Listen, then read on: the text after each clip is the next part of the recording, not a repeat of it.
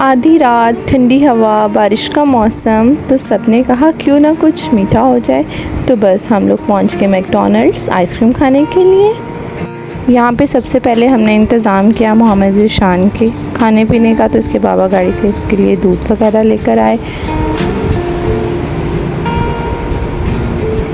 और इसको भी कुछ सुकून आया कि मेरा भी इंतज़ाम किया जा रहा है। Then we selected the flavors and placed the orders.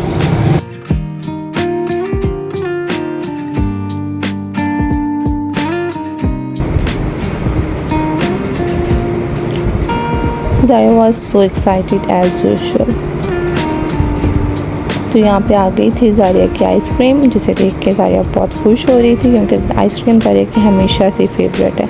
और बस इसके बाद हम लोग चल पड़े वापसी के लिए। बारिश हो रही थी, मौसम बहुत मज़े का था, हम लोगों ने बहुत इंजॉय किया।